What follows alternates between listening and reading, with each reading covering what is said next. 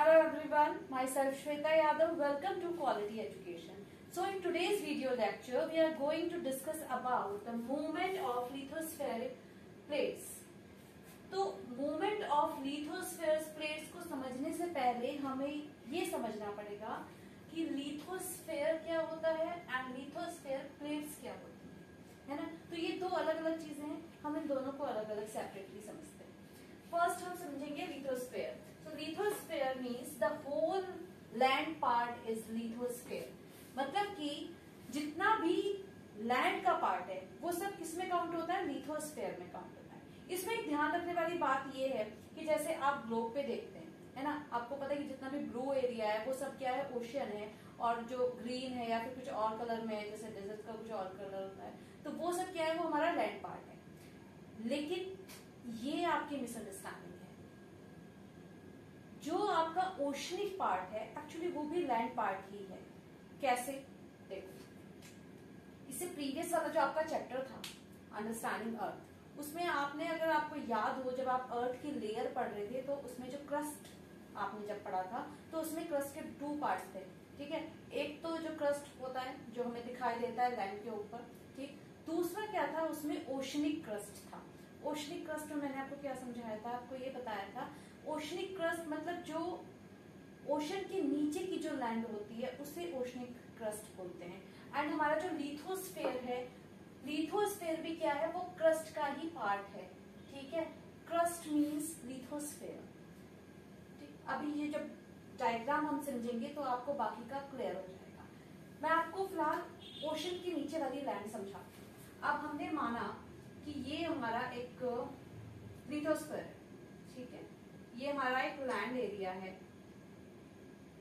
इसे आप क्या बात समझेंगे, लिथोस्फेयर लैंड है मीन्स लिथोस्फेयर। अभी हमने कहा the whole land part is lithosphere, तो हम कह रहे हैं कि ये लैंड है तो मतलब ये लिथोस्फेयर है। अब यहाँ पे ओशन आ गया, ठीक है।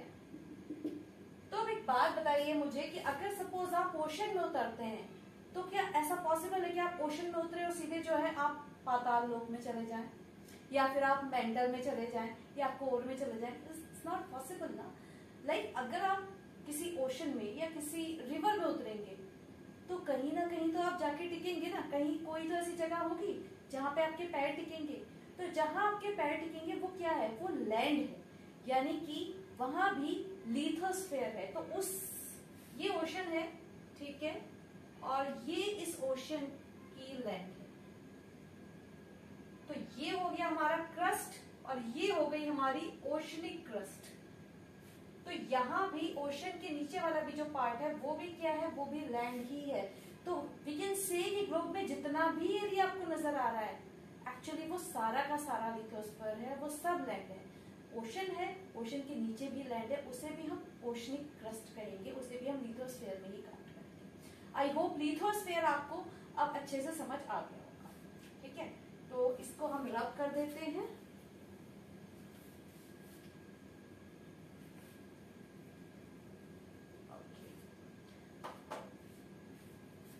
अब बात करते हैं लिथोस्फेरिक प्लेट्स की। लिथोस्फेरिक प्लेट्स क्या होती हैं? देखो, लिथोस्फेरिक प्लेट के संग संग आप कॉन्टिनेंट्स भी समझ जाएंगे कि कॉन्टिनेंट्स क्या होता है। देखो, होता क्या है कि जो हमारी जो लैंड है ये क्या है, गजुड़ मुजुड़ नहीं है, ये एक तरीके से ये ग्लोब पे जो आप देखते हैं, ठीक है, ग्लोब को ही मैंने फ्लैट सरफेस में एक लैंड बना दी है, ठीक। ये जो आप व्हाइट पार्ट देख रहे हैं जहां पे लैंड लिखा है, एक्चुअली मेरे ये ग्रीन होना चाहिए था बट मेरे पास ग्रीन मार्कर नहीं था, इसलिए मैंने ब्लैक से यहाँ पे लैंड लिख दिया है। आप लैंड समझ सकते हैं, अर्थ समझते हैं, ठीक। तो ये तो हमारा वो पार्ट हो गया जो अर्थ है, जो आपको दिखाई देती है, विजिबल अर्थ जो है, ठीक है। यहाँ पे हो गए हमारे ये जो ब्लू ब्लू है सारा, वो क्या है, ओशन है। तो ये जो हमारी ग्लोब होती है गोल स्फेरिक शेप में, तो इसी को मैंने एक फ्लैट सरफेस में दिखाया है आपको लिथोस्फेरिक प्लेट्स समझाने के लिए। अब आपको इसमें दिख रहा है कि इसमें जगह जगह जगह जगह क्या है, क्रैक्स आ रहे हैं, ठीक। ये जो लैंड है ये एक जैसी नहीं है ना। तो ये क्रैक्स क्यों आ रहे हैं? जो हमारा इससे प्रीवियस वाला टॉपिक था, एंडोजेनिक फोर्सेस, एक्सोजेनिक फोर्सेस, उसमें मैंने क्या बताया था कि जो लैंड मूवमेंट्स होते हैं वो किन से बनते हैं, एंडोजेनिक और एक्सोजेनिक फोर्सेस से बनते हैं। ये फोर्सेस करती क्या, ये फोर्सेस ना प्रेशर देती हैं लैंड पे। अब उसमें हमने एक एग्जांपल लिया था, आपको बताया था माउंटेन्स के बारे में। अगर जिन्होंने वो प्रीवियस वाले वीडियो नहीं देखा है तो please endogenic and exogenic forces का वीडियो देख ले, थोड़ा सा समझ में आ जाएगा। तो उसमें हमने बात करी थी कि जब जो दो प्लेट्स होती हैं, जब उनपे सामने की तरफ प्रेशर लगता है तो वो क्या होती है, धीरे धीरे धीरे धीरे पास आती है और फिर एक दूसरे से जब टकराती है तो क्या होता है कि फोर्स लगनी बंद नहीं होती, तो वो इस तरीके से माउंटेन की शेप ले लेती है, राइट। तो वहां से माउंटेन बनता है। अब ये तो हुई बात माउंटेन की। फिलहाल हम बात कर रहे हैं क्रैक्स की, कि जो आपकी लैंड है वो टू पार्ट्स में डिवाइड हो गई है ना, ब्रोकन हो गई। यहाँ से टू नहीं है, यहाँ पे बहुत सारे पार्ट्स में ये ब्रोकन हुए। एक बार इसकी डेफिनेशंस को पढ़ तो देखते हैं इसकी डेफिनेशन क्या कहती है। The earth's crust consist of several small rigid irregularly shaped plates which carry continent and the oceanic floor। अभी क्या है, लैंग्वेज बहुत ज्यादा टफ लगी है ना, याद नहीं हो पाएगी, तो इसलिए क्या करते हैं हम इसके कंसेप्ट को समझ लेते हैं। जब आप एक बार इसका कंसेप्ट समझ लेंगे और फिर दोबारा से इसे रीड करोगे तो क्या होगा, लैंग्वेज एकदम से इजी लगने लगेगी। क्यों? क्योंकि आपको बात समझ में आ गई। तो जैसे मैंने आपको बताया कि ये जो है, ये मैंने एक ग्लोब को एक फ्लैट सरफेस पे ड्रॉ करने की कोशिश की है। उतना अच्छा ड्रॉ नहीं हुआ है, लेकिन समझ जाओगे आप, ठीक है। तो देखो ये क्या है, ग्लोब में आपको क्या दिखता है, जैसे कि जो भी ओशनिक एरिया लगता है वो सारे ये ब्लू ब्लू ओशनिक है ना। ये जहाँ लैंड लिखा है इट्स अ अर्थ सरफेस, या हम कह सकते हैं लैंड जो कि विजिबल लैंड होती है, ठीक। तो यहाँ ग्रीन मार्कर नहीं है, मैंने लैंड लिख दिया है, आप इसे लैंड समझे, अर्थ समझे, व्हाटएवर, ठीक। तो ये क्या है, अब हमने ये आपको दिख रहा है इसमें क्रैक्स हैं, तो ये क्रैक्स क्यों हैं? प्रीवियस वीडियो में हमने फोर्सेस की बात करी थी, ठीक। अब हम समझते हैं क्रैक्स क्यों हैं। देखो क्रैक्स इसलिए हैं कि ये लैंड का जो सरफेस है ना, इस पे जो फोर्सेस लग रही हैं,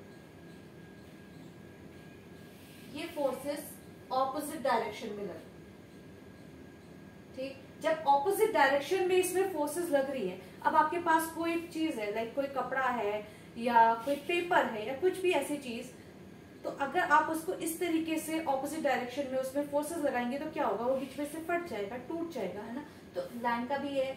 अब क्या है कि ये इसमें लिखा है रिजिड और इरेगुलरली शेप्ड। तो ये जो शेप है इरेगुलरली कैसे होती है कि जब फोर्सेस लगेगी इसमें ऑपोजिट डायरेक्शन में, तो क्या होगा, जहां से भी लैंड वीक होगी, कमजोर होगी सॉइल, वहां से ही यह टूट जाएगी और किसी भी शेप में ये बन सकती है।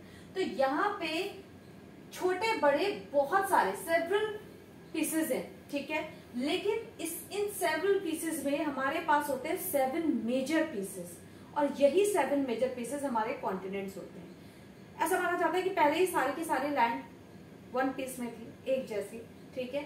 फिर जब ये फोर्सेस लगी तो क्या हुआ, लैंड जो है वो पीसेस में ब्रोकन हो गई और 7 बड़े बड़े पीसेस बने, और यही पीसेस हमारे कॉन्टिनेंट कहलाते हैं। तो अब आपको, आई होप आपको ये लैंड क्रैक कैसे होती है और लैंड क्रैक होने के बाद लिथोस्फेरिक प्लेट्स कैसे बनती है ये समझ में आ गया होगा। फिर से इन शॉर्ट बता देती हूँ। देखो, जब किसी भी लैंड पे अंदर से जो फोर्सेस लगती हैं और ऑपोजिट डायरेक्शन में लगती हैं, तो वो वहां से लैंड जो है क्रैक हो जाती है, और वही क्रैक होने के बाद जो वो पीसेस में टूट जाती है उसी को हम लिथोस्फेरिक प्लेट्स कहते हैं। और इन्हीं लिथोस्फेरिक प्लेट्स से हमारे 7 कॉन्टिनेंट्स बने। तो ये बहुत सारी प्लेट्स हैं, उनमें से हमारे 7 कॉन्टिनेंट्स कौन से हैं, क्योंकि इन पीसेस में जो 7 मेजर बिग पीसेस हैं वो हमारे कॉन्टिनेंट्स कहलाते हैं, ठीक। तो अभी हमने क्या सीखा, अभी हमने सीखा कि लिथोस्फेयर क्या होता है, हमने सीखा लिथोस्फेरिक प्लेट्स क्या होती है, लेकिन हम क्या बात कर रहे हैं, मूवमेंट ऑफ लिथोस्फेरिक प्लेट्स। तो हमने लिथोस्फेयर भी सीख लिया, लिथोस्फेरिक प्लेट्स भी सीख ली। अब मूवमेंट पे आ जाते हैं। मूवमेंट, देखो मूवमेंट में एक तो चीज हो गई आपकी ये जो फोर्सेस लग रही है ना, ये भी उसी में आ गया। लेकिन एक चीज और भी होती है इसमें कि ये जो प्लेट्स है ना, एक्चुअली ये मूव भी करती हैं, ये सच मुच वाला मूव भी करती है, ठीक। कैसे करती है, ये फ्लोट करती है, ये सारी जो प्लेट्स है कैसे करती है। देखो, अंडरस्टैंडिंग अर्थ वाले चैप्टर में आपने अर्थ का स्ट्रक्चर पढ़ा, उसमें हमने देखा कि लिथोस्फीयर के नीचे मेंटल होता है और मेंटल में क्या होता है, मॉल्टन मैग्मा होता है। अब ये आ जाते हैं यहाँ पे, हम अर्थ की शेप में आ गए, वैसा वाला डायग्राम नहीं है जो बुक में था, ये दूसरा डायग्राम, ठीक है। तो हम मान लेते हैं कि ये हमारा मेंटल है, ठीक। अब इस मेंटल में क्या है, मॉल्टन मैग्मा, ये क्या लिखा है, लिथोस्फीयर, ठीक, यानी कि ये हमारा क्रस्ट का पार्ट आ गया। तो मेंटल के ऊपर ही तो क्रस्ट है ना, तो अब देखो ये क्रस्ट यहाँ पे आप देख रहे हो, यहाँ लैंड भी है और ओशनिक एरिया भी है, तो वही चीज यहाँ पे दिखाई है, ये दो आपके कॉन्टिनेंट हो गए और यहाँ बीच में आपका ओशन आ गया।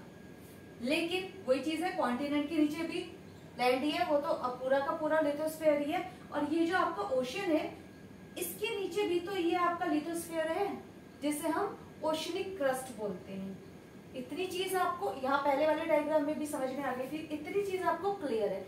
अब इसमें समझना बाकी ये रह गया है कि ये जो ये प्लेट्स हैं ये फ्लोट कैसे करती है ना, फ्लोट समझते हैं। देखो ये जो प्लेट्स हैं आपकी, ये किस पे टिकी हुई है, मॉल्टन मैग्मा पे, और ये जो मॉल्टन मैग्मा होता है ये सेमी लिक्विड फॉर्म में होता है, ठीक। अब ये जो आपकी प्लेट्स हैं ये किस चीज पे टिकी है, ये सेमी लिक्विड मैग्मा के ऊपर टिकी हुई है। तो अब जो सेमी लिक्विड जो चीज नीचे है वो खुद ही फिक्स नहीं है, वो लिक्विड फॉर्म में, यानी कि उसमें मूवमेंट हो रहे हैं। जो लिक्विड चीज होगी उसमें तो मूवमेंट्स होते रहते हैं, एक तो लिक्विड है, ऊपर से क्या है उसमें हीट जनरेट हो रही है, तो जब हीट जनरेट होती है तो उसमें मूवमेंट होते हैं। कैसे होते हैं, इस चीज को आप एक प्रैक्टिकल करके समझ सकते हो। मम्मा से बोलना कि वो पानी गर्म करें एक बर्तन में, ठीक है। अगर आप बड़े हैं, 12th के बच्चे हैं, उससे भी बड़े, तो आप खुद भी कर सकते हैं। जब आप एक बर्तन में पानी गर्म करेंगे तो जब पानी बॉयल होगा तो उसमें क्या होगा, आपने देखा होगा उसमें बबल्स होने लगते हैं जब पानी वाटर जब बॉयल होता है, ठीक। तो अब वो कैसे बॉयल होता है, ये मान लिया आपका एक बर्तन है जिसमें आपका वाटर जो है वो बॉयल होता है। चलो इसको नहीं करते क्योंकि अभी हमें कुछ और दिखाना है, वाटर नहीं बना रहे हम क्योंकि हमें आउटपुट दिखाना है। और ये जो है ये नीचे आपकी फ्लेम है, ठीक। जैसे ये फ्लेम हुई तो ये जो आपका वाटर है ये बॉयल होने लगा, तो ये जो बबल्स होते हैं, ये बबल्स किस तरीके से काम, जैसे आपने देखा कि जो भाप है, भाप कैसे बनती है, भाप ऐसे ऐसे ऐसे ऊपर की तरफ बनती है ना। लेकिन अभी हम भाप की बात नहीं कर रहे, हम पानी में जो गर्म होने पे, जो हीट जनरेट होने पे जो बबल्स होते हैं उनकी बात करें। तो बबल्स कैसे किस डायरेक्शन में जाते हैं, वो बबल्स जाते हैं, ये छोटा है इस पे देखने में दिक्कत होगी, मैं बाहर थोड़ा सा बड़ा बना, ये जो बबल्स होते हैं ना ये इस तरीके से इस फॉर्म में जाते हैं, यहाँ से शुरू होगा और इधर बाहर की तरफ आएगा, ऐसे इधर भी इधर से शुरू होगा और बाहर की तरफ आएगा। तो ये बबल्स जो है हमेशा इस तरीके की फॉर्म में मूव करते हैं, ठीक। और इस यही सेम चीज यहाँ आपके मॉल्टन मैग्मा में भी होती है, मेंटल के अंदर, उसको कनेक्ट करके रखना बात को, है ना। तो अब वापस आ जाते हैं पानी पे। अब आपने मम्मी से पानी गर्म करवाया एक बर्तन में, बॉयल हो रहा है वो वाटर, उस बॉयल वाटर के अंदर वो बॉयल हो रहा है, उसकी फ्लेम बंद नहीं करिए है ना, उसमें आप क्या करोगे, एक पेपर का पीस डाल दोगे। तो जब आप उस पेपर के पीस को डालोगे, माना आपने पेपर का पीस जो है वो यहाँ पे डाला, ठीक। अब ये जो पानी है बॉयल होके इधर आ रहा है, तो जब ये इधर आ रहा है ना, इस पानी के साथ साथ आपका जो पेपर का पीस है ना ये भी इधर आ जाएगा, साइड, आपने बीच में डाला था लेकिन क्या है ये साइड में आ जाएगा, या फिर अगर इधर वाले की फोर्स पकड़ी तो उधर चला जाएगा। लेकिन एक जगह जहाँ ऐसा नहीं है कि जहाँ पे आपने डाला वहीं का वहीं रह जाएगा। ये क्या है, आपके बॉइलिंग वाटर के मूवमेंट के संग ये पानी अपनी जगह बदलता रहेगा। बिल्कुल ठीक इसी तरह जो मेंटल के अंदर जो आपका मॉल्टन मैग्मा है, उसी मैग्मा में जब इस तरीके का की एक्टिविटी होती है, क्योंकि इस पानी में क्या हीट होगी जो मैग्मा के अंदर होती है, तो जब मैग्मा में ये हीट जनरेट हो रही है तो क्या है, जो आपकी लिथोस्फेरिक प्लेट्स हैं ये क्या है, ये मूव कर रहा है, बिल्कुल ऐसे जैसे यहाँ आपका पेपर मूव कर रहा है। इसी तरीके से आपकी लिथोस्फेरिक प्लेट्स मूव करती हैं। पर आप कहोगे हम तो लिथोस्फेरिक प्लेट में तो रहते हैं, अर्थ पे रहते हैं, हमें तो ऐसा नहीं लग रहा कि हम मूव कर रहे हैं। हमें ऐसा इसलिए नहीं लग रहा कि हम मूव कर रहे हैं क्योंकि जो काम है ना ये एक दिन में नहीं होता। ऐसा नहीं है कि एक दिन में 100 किलोमीटर मूव कर दिया, ये कई सालों में, लाखों सालों में शायद 1 इंच मूव होती है। तो जब इतने सालों में सिर्फ 1 इंच मूव हो रही है तो हमें कैसे पता चलेगा? लेकिन मूव तो हो रही है ना, मूव हो रही है, इसलिए उस चीज को हम मानेंगे कि मूव हो रही है। तो अभी आपको क्या पता चला? अब आपको पता चला कि लिथोस्फीयर क्या है, लिथोस्फेरिक प्लेट्स क्या है, और इनमें ये फ्लॉट होती है, मूवमेंट का पता चला। एक चीज और देखते हैं, ठीक है, क्योंकि मूवमेंट सिर्फ इतना ही नहीं है कि इसमें मूवमेंट हो रहा है, मूवमेंट में ये सब भी चीजें आ जाती हैं कि जो भी अर्थ पे जो भी एक्टिविटी होती है वो कैसे कैसे होती है ना। और मैंने आपको प्रीवियस वीडियो में कहा था कि हर एक एक्टिविटी पे हम एक सेपरेट वीडियो बनाएंगे, तो अभी थोड़ा सा और थोड़ा जान लेते हैं। तो एक चीज मैंने आपको कल और बताई थी कि वॉल्केनिक इरप्शन कैसे स्टार्ट होता है। आपको याद हो मैंने कहा था कि ये क्रैक से स्टार्ट होता है। चलिए उस पर आ जाते हैं। अब ये हमारा मेंटल है, ठीक, इसके ऊपर लिथोस्फीयर है। अभी हमने समझा कि जब प्रेशर पड़ता है तो उसके अलग अलग एक्टिविटीज होती है। अगर आमने सामने की तरफ डायरेक्शन में है तो माउंटेन बन गया, अगर ऑपोजिट डायरेक्शन में है तो क्रैक आ जाएगा। तो हम मानते हैं कि यहाँ पे ये प्रेशर पड़ रहा है ऑपोजिट डायरेक्शन में, ठीक है। तो यहां से हमारी जो लिथोस्फीयर प्लेट है इसमें क्रैक आ गया, कॉन्टिनेंट के नीचे है ये, इसमें क्रैक आया।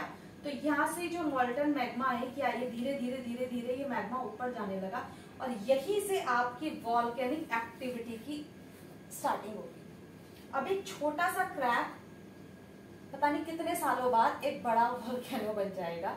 तो यहाँ इस तरीके से स्टार्टिंग होती है वॉल्केनो की। लेकिन ऐसा नहीं कि वॉल्केनो को मैंने 2 लाइन में समझा के खत्म कर दिया। वॉल्केनो के ऊपर पूरी अलग से सेपरेट वीडियो की, उसमें आप वॉल्केनो को डिटेल में समझना, ठीक। अभी हमने बस ये समझा कि स्टार्टिंग कैसे होती है। फिर एक चीज आया आपकी बुक में, ओशनिक फ्लोर स्प्रेडिंग, ठीक है। तो जो ओशनिक फ्लोर है वो कैसे बनता है? अब देखो, हमने लिथोस्फीयर को पढ़ा 2 तरीके से कि एक तो आपके अर्थ के फॉर्म में होगी, ठीक, एक होता है ओशनिक क्रस्ट जो ओशन के अंदर है। और अगर ज्योग्राफी के इससे पहले वाले चैप्टर की हम बात करें तो उसमें आपने रॉक्स वाले चैप्टर में आपने पढ़ा कि रॉक्स कैसे बनती है। तो आपको अगर याद हो तो आपने उसमें पढ़ा था कि जो आपका मॉल्टन मैग्मा है जब वो ठंडा होता है तो उससे रॉक बनती है, ठीक, यानी कि वो सॉलिड हो जाता है ठंडा होकर। तो अब यहाँ पे भी ये हमारा लिथोस्फीयर है, और यहाँ भी डायरेक्शन जो है वो ऑपोजिट डायरेक्शन में, जो फोर्स है वो ऑपोजिट डायरेक्शन में लगी है। तो यहाँ पे भी सेम चीज हुई, क्रैक आ गया प्लेट में, ठीक, क्रैक आ गया। लेकिन अब क्या है, यहाँ पे तो लैंड थी ऊपर, यहाँ क्या है, ऊपर ओशन है। तो ओशन है तो जैसे ही यहाँ पे मैग्मा थोड़ा सा ऊपर आया तो मैग्मा ऊपर आने से क्या होगा कि ओशन के वाटर से वो ठंडा होने लगा। ठंडा होने के बाद क्या हुआ, वो सॉलिड हो गया। तो इस सॉलिड से क्या हुआ कि ये जो प्लेट में क्रैक आया था ना, इसी मैग्मा से वो क्रैक फिल हो गया, और इसका जो फ्लोर है, ओशन का जो फ्लोर है वो थोड़ा सा और स्प्रेड हो गया, ठीक है। इतना पार्ट उसका स्प्रेड हो गया ओशन के फ्लोर का। तो इसी को हम कहेंगे oceanic floor spread. So I hope कि अब जितनी भी चीजें मैंने आपको समझाई हैं वो चीज आपको बहुत अच्छे से समझ में आ गई होगी। Like movement of lithospheric plate, आपको लिथोस्फीयर समझ में आ गया, लिथोस्फेरिक प्लेट समझ में आ गई, है ना। ये जो प्लेट्स हैं ये किस तरीके से फ्लॉट करती हैं वो चीज हमें समझ में आ गई। वॉल्केनिक एक्टिविटी की स्टार्टिंग कैसे होती है समझ में आ गया, ओशनिक फ्लोर समझ में आ गया, और लिथोस्फीयर के 2 पार्ट का हमने रिवीजन भी कर लिया। जो हम अर्थ के चैप्टर का है वो हमने रिवाइज ले लिया उसका, कि 2 क्रस्ट जो है उसके 2 पार्ट्स होते हैं। एक जो क्रस्ट हमें विजिबल होता है, एक दूसरा होता है हमारा oceanic crust. So I hope कि जितनी चीजें समझाई हैं वो आपको अच्छे से समझ में आ गई है। लेकिन अगर ऐसा सिर्फ मेरा मानना नहीं है, सचमुच में ही आपको समझ में आ गई है, आपको मेरी वीडियो अच्छी लगी है, समझ में आई है, then please like and subscribe my channel. इस वीडियो के बारे में, इस चैनल के बारे में अपने फ्रेंड्स को, अपने सीनियर्स को, अपने टीचर्स को बताएं। हो सकता है कि उन्हें भी हमारे चैनल पे उनके लिए कुछ फ्रूटफुल मिले। Thank you so much, have a nice day. बहुत जल्दी मैं दूसरा वीडियो डालने वाली हूँ, एंड यस, इन्हीं वीडियोस में मैं PDF डालूंगी, तो चैप्टर से related notes and question answers जो हैं वो भी आपको इन्हीं वीडियोस में मिल जाएंगे। Thank you so much, have a nice day.